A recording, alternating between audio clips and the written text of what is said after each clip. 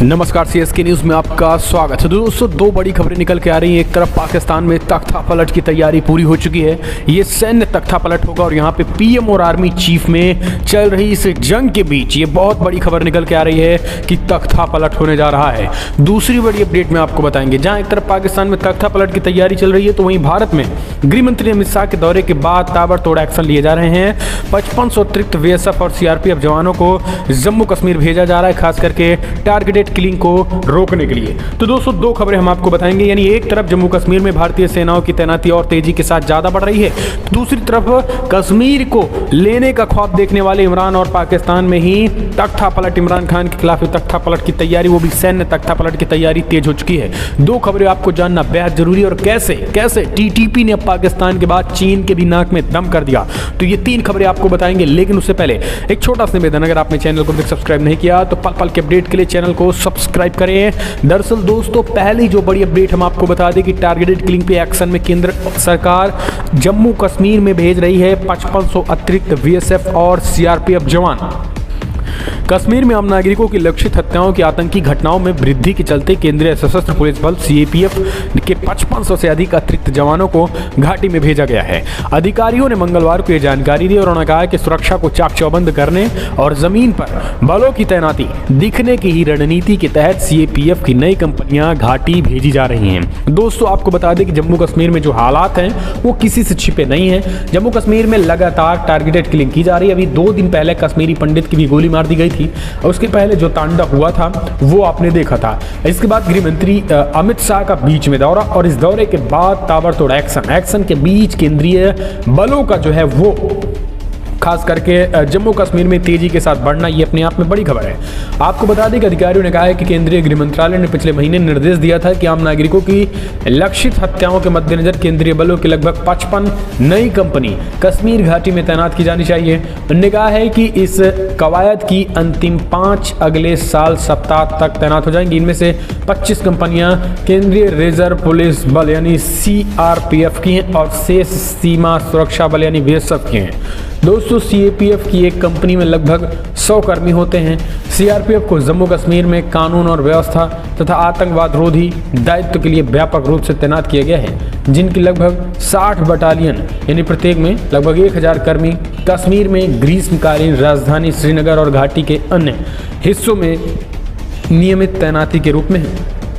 BSF सेना की अभियानगत कमान के तहत भारत पाकिस्तान के बीच नियंत्रण रेखा की रक्षा करती है और वहीं पे पाकिस्तान की लगातार हो रही घुसपैठ हरकतों को देखते हुए बड़ी खबर निकल के आई कि सेना और सरकार ने फैसला लिया है कि सैनिकों की तैनाती जो है वो बढ़ाई जाएगी आखिरकार, और वो तैनाती जो है वो अब बढ़ा दी गई है। ये बहुत बड़ी खबर निकल के आ रही है। तो दोस्तों, इस बीच अब एक और बड़ी अपडेट, पाकिस्तान में तख्ता पलट। जी हाँ, ये खबरें आपको जानना जरूरी है। ये क्यों बेहद जरूरी है? क्योंकि सैन्य तख्ता पलट होने जा रहा है। पीएम और आर्मी चीफ में बेहद जंग चल रही है।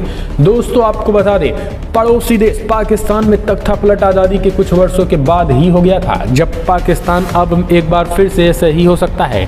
पाकिस्तान की सेना का प्रधानमंत्री इमरान खान से अब मोह भंग भी हो गया है। वहां इमरान खान की सरकार के खिलाफ तख्ता पलट की कोशिशें शुरू हो गई हैं और इनकी 3 बड़ी वजह हैं।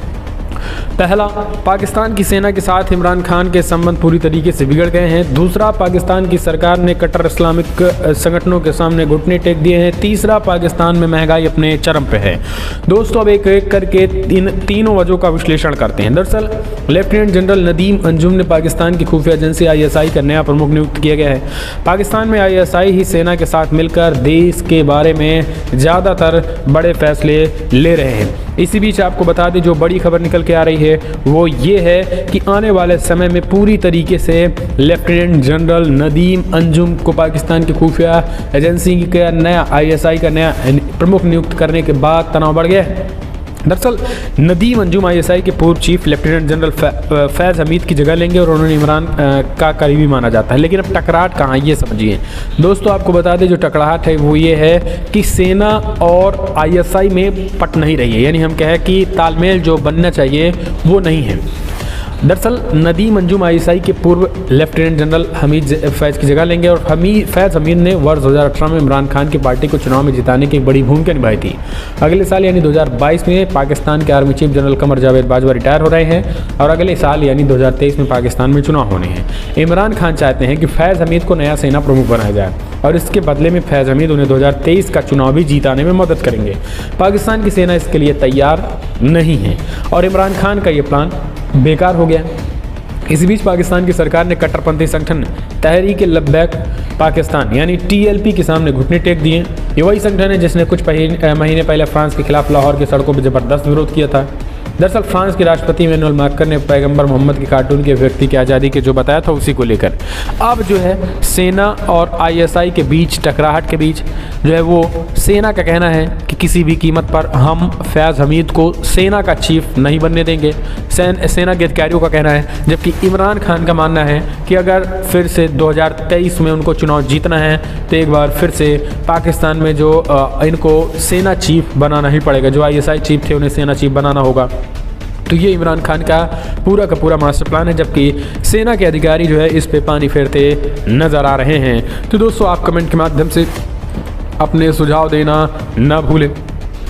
आपको क्या लग रहा है कि क्या वाकई में आतंकिस्तान पाकिस्तान में ये सारी चीज़ें होती रहेंगी?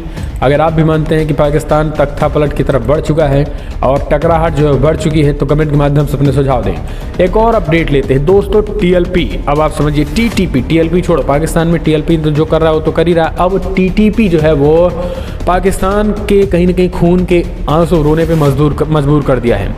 अफगानिस्तान में तालिबान सब कुछ अपने लाइन पे लाने की कोशिश कर रहा है तो दूसरी तरफ कुछ आतंकी संगठन तालिबान के ही अब उन्हें पाकिस्तान में भेज दिया। अब TTP जो पाकिस्तान की नाक में दम कर रखा है अब वो चीन के खिलाफ भी कड़े एक्शन की तैयारी कर रहा है। पाकिस्तान का दावा है कि अगर आतंकवादी संगठन तहरीक तालिबान पाकिस्तान के साथ बातचीत फेल हो जाती है तो कुख्यात हक्कानी नेटवर्क जो अब काबुल में ड्राइविंग सीट पे है उसका शिकार करेगा, यानी उसे खत्म करेगा। कट्टरपंथी आतंकी संगठन TTP और पाकिस्तान के बीच सुलह के लिए चल रही बातचीत के बीच ये चेतावनी सामने आई है। इस बीच आपको बता दें आतंकी TTP के बीच मध्यस्थता तो चल रहा है, लेकिन TTP ने मध्यस्थता के बीच ही पाकिस्तान के साथ साथ चीन को भी सीधी चेतावनी दे दी है। दरअसल TTP से निपटने के लिए चीन को लगाया जा रहा था। जी हाँ, TTP से निपटने के लिए पाकिस्तान ने चीन का सहारा लेने की कोशिश की तो दूसरी तरफ चाइना किस तरीके से उइगर मुसलमानों के साथ अत्याचार कर रहा है ये भी सबके सामने है और इन्हीं सब वजहों की वजह से उन्होंने फ़िलहाल के लिए अब उस पर बड़ा हमला बोला और कहा है कि किसी भी कीमत पर ये जो TTP है, TTP ने स्पष्ट कहा है कि पाकिस्तान हो या चाइना हो उनके खिलाफ कड़ी कार्रवाई जो उइगर मुसलमानों पर अत्याचार कर रहे हैं। TTP ने तो यहाँ तक कह दिया है कि उइगर मुसलमानों पर जो अत्याचार हो रहा है उसके खिलाफ भी हम एक्शन लेंगे। तो पाकिस्तान ही नहीं, चीन की नाक में भी TTP ने दम कर दिया है। चीन के जो भारी भरकम जो प्रोजेक्ट हैं उस पर जो है TTP उनको तबाह कर रहा है, उनको रोक रहा है, क्योंकि दोस्तों आपको पता होगा कि जो तालिबान है ये विदेशी इंटरफेयर जो अपने देशों में बर्दाश्त नहीं करता है। यही कारण है कि TTP जो है वो चीन के खिलाफ है, क्योंकि चीन का जो प्रभुत्व पाकिस्तान में बढ़ रहा है TTP उसे समझ रहा है कि आने वाले समय में चाइना क्या कर सकता है। तो दोस्तों फिलहाल इस